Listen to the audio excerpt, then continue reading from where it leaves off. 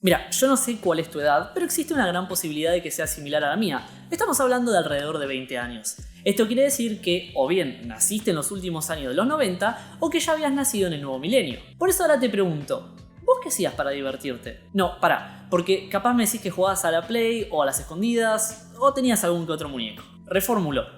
¿Vos qué mirabas en la tele? Te voy a comentar un poquito sobre mí. La realidad es que a finales de los 90 y principios de los 2000 considero que vivimos una era dorada en lo que respecta a la animación o lo que nosotros conocemos como los dibujitos animados. Con shows como por ejemplo Coraje el perro cobarde, Ed, Eddy Eddy, Billy Mandy, Los chicos del barrio, Mansión Foster, Samurai Jack, entre muchísimos otros shows espectaculares que teníamos en esa época. La realidad es que había una cantidad increíble de horas de entretenimiento, pero probablemente hay un pequeño detalle que te habrás dado cuenta y es que todos estos shows son originales de Cartoon Network. ¿Y es que me estoy olvidando de los demás? Bueno, la realidad es que no, pero lo que sucede es que a mi consideración este era el mejor canal para que un pibe pueda ver pura y exclusivamente animaciones, pero también para los padres. Ojo, no lo digo porque quizás había algún que otro chiste para adultos que a lo mejor los escritores supieron esconder. No, lo escribiste mal, es con doble S. No, miren esto, niños. No es apto para ustedes. Sino más bien por lo siguiente. Imagínate que como pibe te lleven a visitar a algún familiar. Lo más seguro es que en algún momento te pusieras insoportable y entonces de la boca de tu madre, padre o tutor legal emergían las palabras mágicas: anda, ponele los dibujitos. Y nótese, como dije, dibujitos y no por ejemplo ponele a Topa o ponele a Peppa Pig. Y hago hincapié en esto porque así como yo considero que Cartoon Network era lo mejor para poder ver animaciones, a lo mejor tu tío Sergio, que agarró el control y prendió la tele para que le dejes de romper los huevos un rato, en su afán de encontrar dibujitos aterrizó en Disney Channel o Nickelodeon. Porque sí, recordá que todos estos canales venían en el mismo pack y eran todos pagos, con lo cual si tenías uno, también tenías el otro. Pero ese no es el punto. El punto es que para mediados de los años 2000, estos canales tenían algo que para mí rompía con toda lógica de cualquier canal que se proclamaba como uno de dibujitos animados.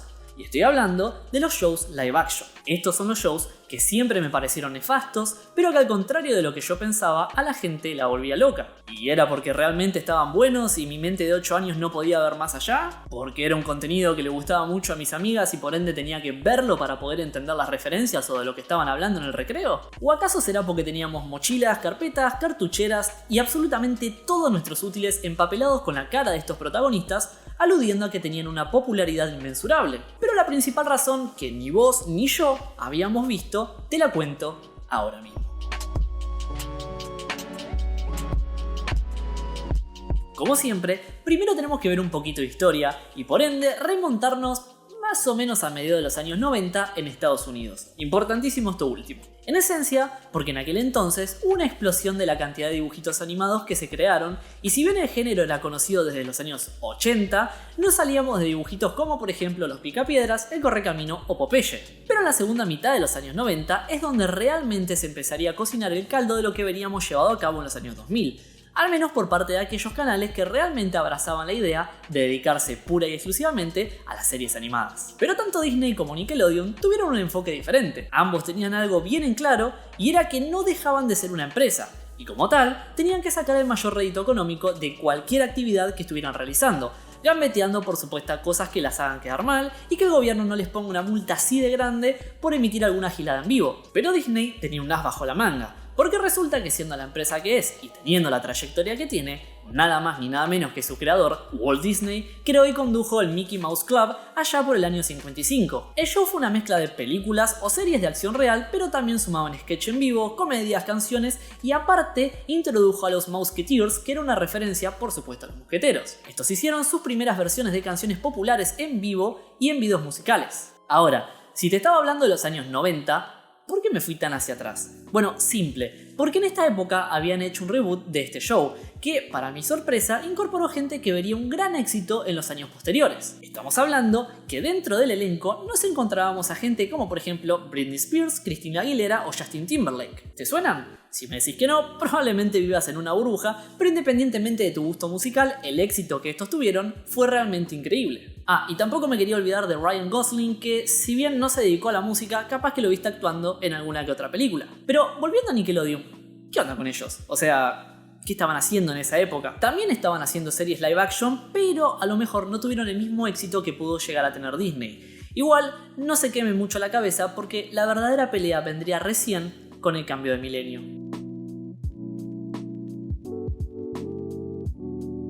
Resulta que Disney desperdició una oportunidad comercial de oro, porque si bien estas 3 jóvenes promesas habían pasado por un show de ellos, jamás habían lanzado musical oficial, ni siquiera con Hollywood Records, que era una subempresa de Disney dedicada pura y exclusivamente a la música. Atento con ese nombre. Es más, de hecho, ni siquiera pasaron 5 años que estos 3 ya eran artistas que salían rankeados bastante alto en revistas como Billboard, por ejemplo, y que habían conseguido varios hits de platino. Pero bueno, de los errores se aprende, y de esta manera Disney, en el año 2001, lanzó una serie que sería un éxito instantáneo. Estamos hablando de Lizzie McGuire, quien es interpretada por Hilary Duff y que en cada episodio contaba con una audiencia de más de 2 millones de personas. Capaz que no te suene mucho porque acá en Argentina, en la misma época, bueno...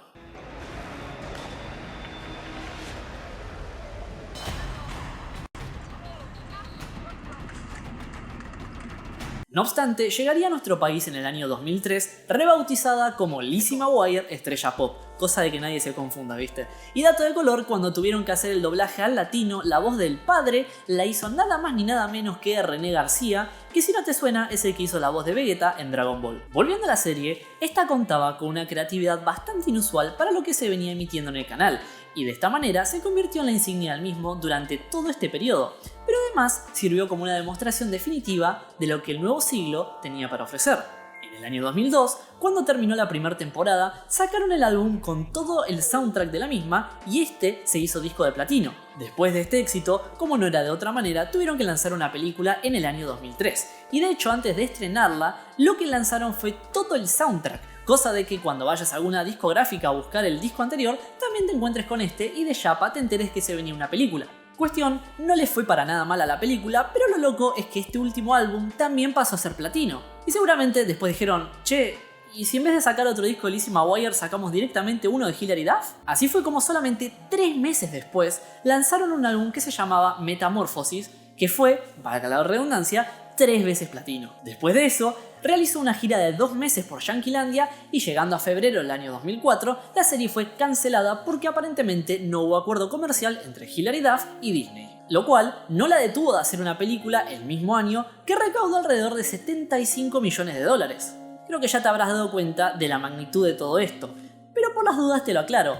Estaban facturando a 2 manos. Entre merchandising, los perfumes, los jueguitos y todo lo que englobaba a Hilary Duff. Es más, me atrevo a decir que ella fue la que acuñó el término estrella Disney. El tema está en que a ella no le gustaba para nada la imagen que se le fue proyectando a través del tiempo. Principalmente porque cuando uno es chico, te cuesta entender que en las series hay personajes y detrás de estos hay actores. Y estos no son las mismas personas. A ver, sin ir más lejos, yo no sabía que Miley Cyrus era Hannah Montana hasta que me lo dijeron muchísimos años después.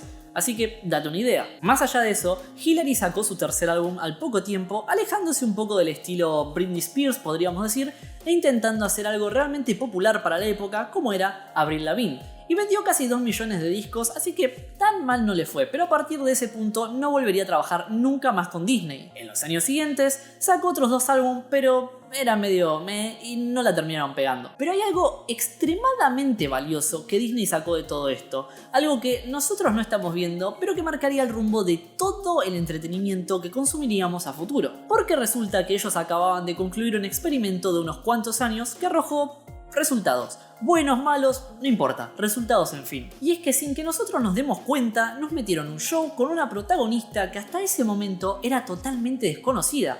La hicieron popular, vendieron discos, que se platinaron de hecho, hicieron películas a las que les fue bien y vendieron merchandising a morir. Después tuvo un pequeño momento como solista y finalmente su carrera murió. Acordate que esto es algo que no pudieron hacer bien durante los años 90 con, bueno, ya te dije, Britney Spears, Justin Timberlake o Christina Aguilera, pero quédate más que tranquilo que lo único que separaba a Disney de perfeccionar esta fórmula eran unas pequeñas correcciones y un casting nuevo. En vista a los próximos años, Disney ya había encendido los motores de una máquina que produciría artista tras artista. En el año 2006 sale al mercado High School Musical y acá es donde nombres como por ejemplo Zac Efron, Vanessa Hudgens y Ashley Tisdale empezaron a resonar fuerte en la cultura estadounidense. Con la salida de esta película recaudaron muy poquito en taquilla, pero posteriormente se recaudaron $100 millones cuando llegó el DVD a la góndola. Después de eso, lanzaron el álbum que obviamente se platinó 4 veces en los Estados Unidos y logró vender más de 5 millones de copias tan solo en este último país. La frutillita del postre fue el álbum más vendido del año 2006. Es indiscutible el éxito que supo tener High School Musical, marcando a toda una generación, sí, pero también marcando la industria, que cuando vieron los números que estaba manejando Disney empezaron a enfocar su contenido a este segmento. Si bien High School Musical fue un éxito tanto en lo comercial como en lo cultural, la realidad es que la carrera de los que actuaron ahí no terminaría despegando del todo. Pero por suerte, Disney pudo ver más allá y dijeron: che, ¿y qué pasa si hacemos un show de una piba que esté en la secundaria, pero que aparte tenga una vida secreta como una estrella pop? Así fue como nació Hannah Montana, tan solo 2 meses después de que se emitiera High School Musical. Incluso usaron parte del elenco de esta última para promocionar su nueva y flamante serie. Nuevamente, unos meses después, en octubre del año 2006, sale a la venta el álbum oficial y este termina consiguiendo un triple platino. Y hago un pequeño parate porque quiero que te des cuenta lo rápido que comenzó a moverse este mecanismo. Para esta altura ya le estaban agarrando la mano a todo esto, y está de más decir que con todos los ingresos que había generado Disney, tenían un fangote de guita para invertir. Tal es así que en febrero del año 2007 firman contrato con los Jonas Brothers, que en un principio era algo mucho más tradicional y todavía no habían saltado a la pantalla de la tele. Como si fuera poco, por esa misma época también descubrieron a una muy joven Selena Gómez, pero todavía no nos adelantemos. Ante tan buen recibimiento por parte del público, en abril del año 2007 se lanza la segunda temporada de Hannah Montana y en junio del mismo año se lanza el disco, que nuevamente consigue un triple platino, pero además se combina con el álbum debut de Miley Cyrus, el cual también logró conseguir un triple platino. Tan solo un mes después, en el año 2007, descubren en un cast a una chica que capaz te suena el nombre porque ya te lo dije. ¿De quién estoy hablando? Nada más ni nada menos que de Selena Gómez, a la cual le dan un papel protagónico en Hannah Montana un mes después. El 7 de agosto del año 2007 lanzan el álbum de los Jonas Brothers, que consiguió ser platino, y tan solo 10 días después, el 17 de agosto del 2007, sale High School Musical 2, con una tasa de audiencia estúpidamente alta, superando a su predecesora por un amplio margen. Date una idea que solo en los Estados Unidos tuvo 17 millones de usuarios simultáneos viendo el estreno, siendo el mayor rating televisivo que consiguió Disney Channel en aquel momento. Pero pará, porque la cosa sigue. Inmediatamente después de que terminó High School Musical 2, lanzan la segunda temporada de Hannah Montana, y como si todo esto fuera poco, en ese primer episodio aparecen por primera vez los Jonas Brothers. Y es por esto que ese fue el episodio más visto de la historia de Hannah Montana. Unos meses después, el 7 de octubre del 2007, lanzan al aire Wizards of Waverly Place, que sería en donde Selena Gómez canta la canción que se puede escuchar en la intro. Acá pegamos un salto de un año, más precisamente en junio del 2008, donde se lanzaría el soundtrack de Camp Rock, seguido de la película con el mismo nombre, consiguiendo 8,8 millones de espectadores, pero lo importante es que estaban no solo los Jonas Brothers, sino que también una muy pero muy joven Demi Lovato. Recapitulemos un segundo porque este pequeño periodo llamado 2008 fue muy interesante. Ponete a pensar lo siguiente: Disney tenía simultáneamente en el aire a Miley Cyrus, Selena Gómez, ambas con sus respectivas series, y por otro lado tenía a Demi Lovato y a los Jonas Brothers con sus películas. Es por eso que en este mismo año Disney hizo muchísimo hincapié en la creación de contenido, donde comenzaron a sacar álbum tras álbum, serie tras serie y película tras película, con tal de poder transformar a estos jóvenes en unas pequeñas superestrellas. El álbum debut de Demi Lovato, oro. El álbum debut de Miley Cyrus, platino. Álbum debut de los Jonas Brothers, también platino. Y te digo más, Selena Gómez salió en la película Another Cinderella's Movie, que es literalmente la secuela que nunca tuvo Hilary Duff. Y lo loco es que usaron un single de soundtrack para promocionar el álbum solista de Selena. Y esto es exactamente lo mismo que hicieron con Hilary Duff y el soundtrack de Lizzie McGuire. En 2009, Demi Lovato consigue su propio show llamado Sunny with a Chance, mientras que los Jonas Brothers también consiguen el suyo, simplemente llamado Jonas. Con lo cual, ahora todos tenían una serie en Disney, donde además eran los que cantaban la música de la intro. Incluso, Selena Gómez y Demi Lovato consiguieron aparecer juntas en una película de Disney, por supuesto, llamada Princess Protection Program, la cual también había sido muy popular. Pero pará, porque si pensaste que no habían exprimido lo suficiente la película, estás en lo cierto.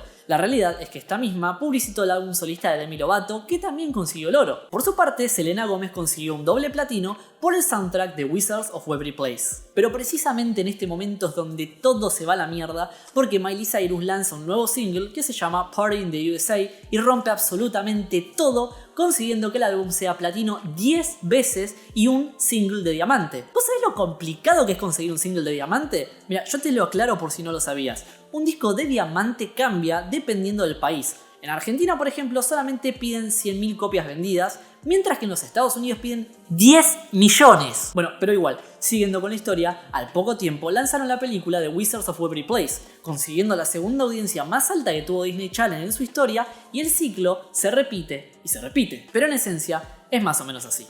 Primero hacen un casting para buscar alguna figura, hacen un show de televisión o una película, lanzan un soundtrack con la canción de la intro cantada por dicha figura, usan otros shows populares del momento para promocionarlo, hacen que esta persona lance un álbum en solitario, después le dan su propio show o película según lo que haga falta y repiten esto todos los años. Entonces, en vista y considerando todo esto, parece que no fue algo al azar, que justo porque una pibita era carilinda terminaron pegándola y gracias a esto se hizo mega popular, sino más bien parece un plan hecho al detalle que redimía errores que Disney tuvo durante los años 90. Los tipos la vieron y no dudaron un solo segundo en poner la máquina en funcionamiento. Tardaron casi 10 años, sí, es verdad, pero para este momento ya estaban en la cima indiscutida de la industria. ¿Y cómo es que todos estos artistas terminaron siendo solistas si les iba tan bien con Disney? Bueno, por el simple hecho de que no solamente el público crece, sino que también los artistas lo hacen. ¿Quién quiere ser recordada siempre como la chica Hannah Montana cuando tenés muchísimo más talento que eso? Es por esto que poco a poco todos estos shows que supieron tener un gran éxito fueron saliendo del aire, ya sea por H o por B. El 2 de enero del año 2010 termina Sunny with a Chance, el 8 de noviembre del mismo año levantan del aire la serie de los Jonas, el 16 de enero del 2011 se emite el último episodio de Hannah Montana y finalmente, el 6 de enero del 2012 termina Wizards of Waverly Place. Ya para esta época, el mecanismo había quedado obsoleto de la noche a la mañana. Algo que les duró prácticamente una década había llegado a su fin, y la culpa de todo esto es en gran parte a Internet. Pará, ¿cómo que Internet? Si en esa época ya existía. Sí, tal cual. De hecho, la popularidad que tenían estos servicios como por ejemplo YouTube, Vine o Instagram recién estaban empezando a ser una pequeña fracción de lo que conocemos hoy en día, con lo cual no sería problema para Disney. Pero aunque no lo parezca, esto terminó siendo un factor fundamental, porque si bien la empresa entendió a la perfección la juventud de los años 2000, a partir del año 2010 no supieron qué hacer con una audiencia totalmente renovada, ya que la manera en la cual esta juventud pasaba su tiempo era abruptamente distinta. Ya no estaban esperando para verle a su show favorito, porque ahora podían consumirlo cuando querían desde internet, ni tampoco estaban forzados a escuchar 4 cantantes que podían llegar a parecerles copados porque básicamente tenían un repertorio prácticamente infinito. De cualquier manera, siempre existe una pequeña excepción en la regla, particularmente haciendo referencia a lo que te comenté antes sobre cómo Disney no logró captar el interés a un público totalmente nuevo. Supongo que te habrás dado cuenta que todo esto que te comenté sucedió en los Estados Unidos, con cosas súper arraigadas a su cultura, pero en el momento en el que pensaste que Disney la había pechado, en realidad a partir de los años 2010, los tipos salieron con una idea bastante nueva. Pero antes que te comente qué hicieron, tengo que ponerte al día sobre lo que estaba sucediendo por aquel entonces en Argentina respecto a este tipo de series juveniles. Resulta que series como por ejemplo Floricienta, Chiquititas o Rebelde Way, entre otras tantas, supieron tener un éxito rotundo en nuestro país y además catapultar la fama de muchos que tuvieron la chance de actuar en ellas. Esto debido a muchos factores. Uno de ellos puede ser porque fueron emitidas por canales de televisión públicos. Esto quiere decir que básicamente con una tele de morondanga y una antena apuntada a la dirección correcta podías sintonizarlas. Pero algo que tuvieron en cuenta todas estas series y que considero clave en el éxito de las mismas tiene que ver con lo creíble que podían llegar a resultarte. A ver, no nos confundamos, algunas de estas series se ponían re flasheras de vez en cuando, sí, eso no está en discusión, pero a lo que voy es que todos hablaban argentino y no tenían un doblaje neutro. Esto me parece vital, independientemente del país, porque puede ser Chile, México o Colombia. Todos hablamos español, pero tenemos un acento muy particular. Por ende, si una serie es emitida con un acento del país de origen, estoy casi seguro que va a tener mejores resultados. Pero por sobre todo eso, no te mostraban estas universidades al estilo yankee donde tenían los lockers en el pasillo y esas aulas enormes cuando vos desayunabas mate cocido y te ibas en bondi a la escuela. ¿Se entiende a lo que voy? Pero es importante que te aclare una cosa. Resulta que de todas estas series argentinas, había una que estaba por encima de las demás, y esa era Patito Feo. ¿Porque era la mejor de todas, dirás vos? No particularmente por eso, sino porque era la única de ellas que se retransmitía por Disney Channel. con lo cual ya no solo podías verlo por el 13, sino que al estar en este canal con llegada internacional, podías verlo desde otros países, volviéndose popular más allá de la frontera. Y acá fue cuando se le prendió la lamparita a Disney y se pusieron manos a la obra para producir una telenovela infantil con un elenco multinacional y que se emita en toda Latinoamérica. De esta manera, en mayo del año 2012, nacería una serie llamada Violeta, la cual durante el tiempo que permaneció al aire tuvo una audiencia brutal, marcando picos de rating para Disney y que no solamente fue emitida en Latinoamérica, sino que también llegó a Europa, Oriente Medio, África e Israel. Estuvo 4 años al aire contando con unas 3 temporadas y finalizando en febrero del año 2015. De más está decir que fue súper premiada a lo largo del tiempo, ganando por ejemplo algunos galardones como los Kids Choice Awards de varios países, los premios Gardel y los Martín Fierro, entre muchos otros. Pero adicionalmente se produjeron 3 películas y también 3 spin-off de la misma, se vendió merchandising a 2 manos y se explotó la imagen de Violeta a más no poder. Y si no me crees, te cuento una pequeña anécdota. Allá por el 2013, una joven versión de mí andaba dando vueltas por Italia. Hacía un calor de esos que nosotros básicamente estaríamos derritiéndonos, pero que algún santiagueño tendría la osadía de decir que para él es un día normal. Bueno, cuestión que para calmar un poco el calorcito, terminamos en una heladería y cuando voy a ver los gustos, atrás del vidrio podías ver las bateas con los cartelitos que tenían los nombres de los mismos. Por ejemplo, frutilla, chocolate, menta granizada, los de toda la vida. Pero uno que me llamó poderosamente la atención era ni más ni menos que el que tenía el cartelito con el logo de Violeta y además la cara de la protagonista. Por supuesto que dije, bueno, dale, dame de ese para probar, y resulta que simplemente era Frutos del Bosque con un nombre mucho más interesante. Yo calculo que en algún momento habrás escuchado hablar de quien actuaba en la serie que te mencioné anteriormente, porque para serte sincero, no te la mencioné. Esto fue adrede, por supuesto, porque quería que vieras cómo Disney aplicó la misma fórmula y podríamos decir que es gracias a esto que hoy tenemos una cantante muy reconocida. Bueno, dejo de dar vueltas, estamos hablando de Martina Stoessel, o Tini Stoessel, o Tini, o como la conozcas vos. Si bien ella ya había tenido un pequeño papel en Patito Feo, saltó a la fama cuando protagonizó Violeta. Hoy en día está batiendo récords en la escena musical latina, sacando hit tras hit y colaborando con diversos cantantes del momento, como por ejemplo María Becerra, Alejandro Sanz, Kea, Sebastián Yatra, Danny Ocean o Elegante, entre muchos otros. Ah, pará, porque no podía seguir sin mencionarte esta porque es buenísima. Resulta que en el año 2019 estuvo tocando en el Luna Park la canción titulada 22, la que cantó con Gracie, no sé si lo ubicás. Bueno, no importa. Pero lo importante de todo esto es que en un momento de la nada cae Pablito Lescano con el teclado que tiene la AK-47 y se ponen a tocar juntos. Y encima en la pantalla gigante aparece un ATR enorme. Amigo, qué cosa más flashera. Ah, y dato de color, aunque te diría que lo tomes con pinzas porque es medio inchequeable por más que lo haya sacado de Wikipedia. Ella fue la que hizo el doblaje de un personaje de la película Monsters University que se llamaba Carrie Williams. Pero lo loco de todo esto es que dice que lo hizo en italiano, aunque cuando entro a la Wikipedia de Italia y busco el reparto de la película, dice que lo hizo en realidad Elizabeth Ann Burrs. Pero al mismo tiempo también hay backstage donde se puede escuchar a Tini claramente hablando en italiano. Ciao, sono Martina Stoessel di Violetta. E io sono Lodovica Comello di Violetta. Así que, la verdad, ni idea. Si estás viendo esto, Tini, aclárame la duda, por favor. Ahora, yo te hago una pregunta. ¿Acaso hay un equivalente de Tini, pero en Estados Unidos? A ver, pongámonos a pensar. Violeta fue un éxito en Latinoamérica, sí, pero ¿qué estaban haciendo en el país del norte? En el año 2016, Disney sacó al aire una serie medio impronunciable, la verdad, que se llamaba Bizarre Bark. Ese nombre tiene un porqué igual, pero fíjate en Wikipedia. Esta serie podríamos decir que volvió a tomar el rumbo exitoso que había visto la empresa allá en los años 2010. Contó en total con 63 episodios que se repartieron en 3 temporadas. En su reparto original contábamos con nombres como por ejemplo Madison Hu, Olivia Rodrigo, Jake Paul, sí, el hermano de Logan Paul, entre otros. Pero es en Olivia donde quiero detenerme porque es ella quien saltaría a la fama luego de interpretar un personaje en esta serie. Igual, el éxito vendría muy poquito tiempo después cuando lanzó su single Driver's License en su disco debut. Dicho single llegó al top 1 del Billboard 200 y no solo eso, sino que también logró estar en el top 1 del Billboard Hot 100 por 57 semanas seguidas de hecho y consiguió un triple platino.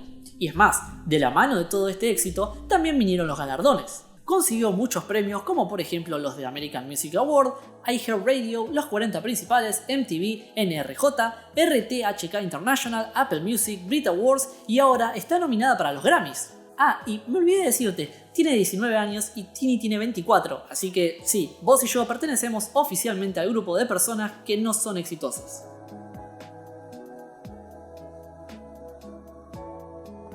Ya estamos llegando al final de este video y hay algunas preguntas que todavía me están dando vueltas por la cabeza. A ver, ¿es justo que se creen artistas de esta manera? ¿Es buena o es mala la música que hacen? Esas son preguntas que yo personalmente no estoy capacitado para responder. Porque esto trasciende mucho más allá del plano legal. Ahora estamos hablando de una cuestión mera y exclusivamente de ética y gustos personales. A mí, por ejemplo, no me gustaba para nada la Miley Cyrus que cantaba en Hannah Montana o sacaban singles como por ejemplo Party in the USA. Pero cuando la vi cantando en la BBC,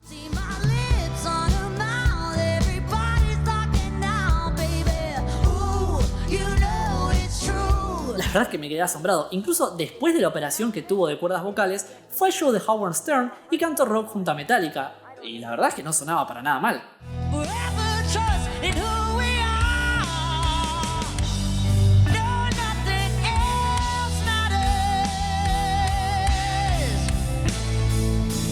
Es por eso mismo que te dije y sostengo que es simple y llanamente una cuestión de gustos y de moral. Porque también me podrás decir, por ejemplo, claro, pero ella no estaría ahí de no haber sido por Disney. Lo cual, sí, no deja de ser verdad, pero al mismo tiempo, qué pedazo de voz nos hubiéramos perdido, ¿no? Ahora, la otra pregunta que tenía para hacerte es, ¿y cómo sigue todo esto? Porque, a ver, antes el medio más popular para hacer que una persona crezca de la noche a la mañana era sin ningún tipo de dudas la tele, pero ahora internet se robó ese puesto. ¿Acaso para esto existirá Disney Plus? ¿No solo para traer series viejas, sino para además traer artistas nuevos? En parte puede ser verdad, porque en esta plataforma estrenaron High School Musical, el musical, la serie. Sí, ese es el nombre, no es que me haya confundido. En esto fue donde participó, por ejemplo, Olivia Rodrigo, pero a su vez también participaron unos cuantos actores y actrices más, con lo cual no me sorprendería que dentro de todo ese elenco encontremos a la próxima estrella de Disney. Pero lamentablemente, recién lo vamos a saber de acá a unos 5 o quizá 10 años. De cualquier manera, yo por mi parte voy a ir cerrando. Realmente espero que hayas disfrutado este relato y ojalá que mediante lo que te conté aprendas algo nuevo. Nos estamos viendo en el próximo video.